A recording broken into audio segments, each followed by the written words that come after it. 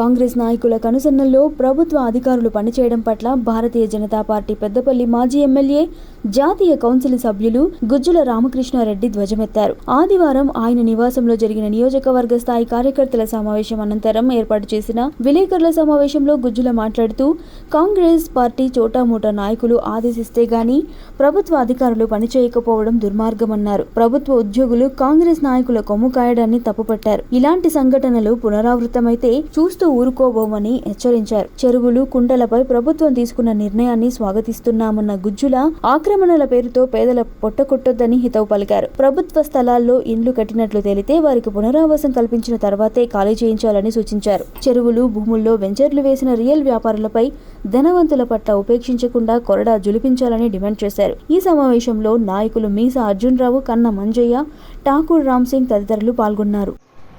వాళ్ళ నాయకులు చెప్తేనే ఫోన్ ఎత్తుతాం, వాళ్ళ నాయకులు చెప్తేనే పని చేస్తాం, మిగతా ప్రజలను మాత్రం మేమేం పని చేయలేము అనేటువంటి పరిస్థితులు, ఈ తీవ్రమైనటువంటి పరిస్థితులు ఇలా అధికార యంత్రాంగం తీసుకొస్తా ఉన్నారు. ఇవి తప్పని నేను చెప్తా ఉన్నా. ప్రజాస్వామ్య వ్యవస్థలో ఒక వింగు పాలనా వ్యవస్థ, పత్రికా వ్యవస్థ, న్యాయ వ్యవస్థ, అధికార వ్యవస్థ.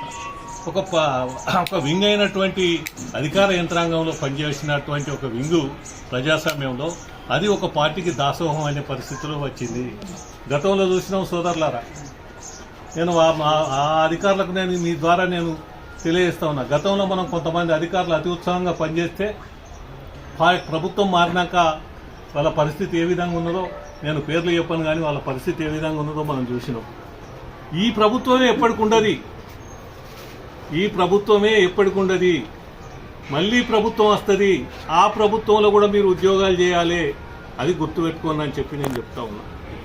ప్రజాస్వామ్యంలో ఎవరికైనా ఉన్నది, ఎప్పుడు లీడర్ అవసరం లేదు. ప్రజలకు మాకు అన్యాయం జరిగిందని చెప్పి ఎంఆర్ఓ ఆఫీస్కైనా, లేకపోతే ఎండిఓ ఆఫీస్కైనా, కరెంట్ ఆఫీస్కైనా, లేకపోతే పోలీస్ స్టేషన్కైనా వాళ్ళ విజ్ఞాపనను స్వీకరించి న్యాయం అన్యాయం పరిశీలించి చర్య తీసుకోవాల్సినటువంటి అవసరం వాళ్ళ మీద ఉంది.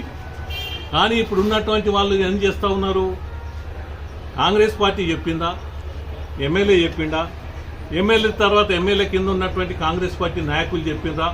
చెప్తే ఎంత పెద్దోళ్ళైనా చెప్పని, రామకృష్ణ రెడ్డి అన్న చెప్పని, లేకపోతే అర్జునరావు అన్న చెప్పని, కన్నవాణి అన్న చెప్పని, ఇంకెవరన్నా చెప్పని, చెప్పినా ఆ పని ముట్టేది లేదు, ఆ ఫైల్ గదిలేదు లేదు. ఈ విధంగా తయారైంది. మున్సిపల్ కానీ, డిస్ట్రిక్ట్ ప్లానింగ్ ఆఫీసులు కానీ ఈ విధంగా తయారైన ఇవి కరెక్ట్ కాదు. మీరు లీగల్గా ఇబ్బందులు పడవలసి వస్తుంది, లీగల్గా ఎదుర్కోవాల్సి వస్తుంది. కాబట్టి మిత్రులారా, సోదరులారా, భారతీయ జనతా పార్టీ కార్యకర్తలుగా, భారతీయ జనతా పార్టీ నాయకులుగా మన మీద ఒక ప్రధానమైనటువంటి బాధ్యత ఉన్నది. అధికారం కోల్పోయినాక భారతీయ రాష్ట్ర సమితి బీఆర్ఎస్ వాళ్ళు కనీసం ప్రజలను పట్టించుకునే పాపాన పోతలేరు, కార్యకర్తలు కూడా పట్టించుకునేటువంటి పాపాన పోతలేరు.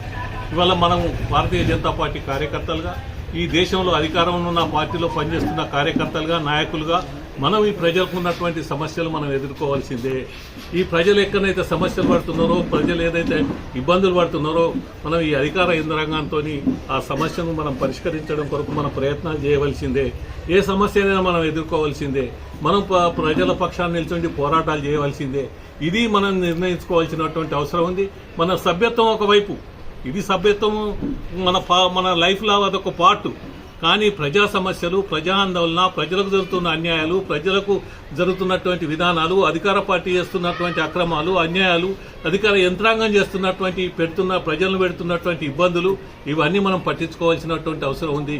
నేను ఇవాళ మీ అందరి సమక్షంలో, ఈ పత్రిక మిత్రుల సమక్షంలో చెప్తా ఉన్నా, రాబో రోజుల్లో ప్రజలకు ఇట్లే అక్రమాలు, అన్యాయాలు చేసి ప్రజలు అధికార యంత్రాంగం పట్టించుకొని న్యాయం చేయకపోతే, సమన్యాయం చేయకపోతే, ప్రజాస్వామ్య విలువలు కాపాడకపోతే, ఈ ప్రజాస్వామ్య విలువలను రక్షించడం కొరకు భారతీయ జనతా పార్టీ ప్రజల పక్షాన నిల్చుండి ఖచ్చితంగా రోడ్డెక్కవలసినటువంటి పరిస్థితి వస్తుంది అని చెప్పి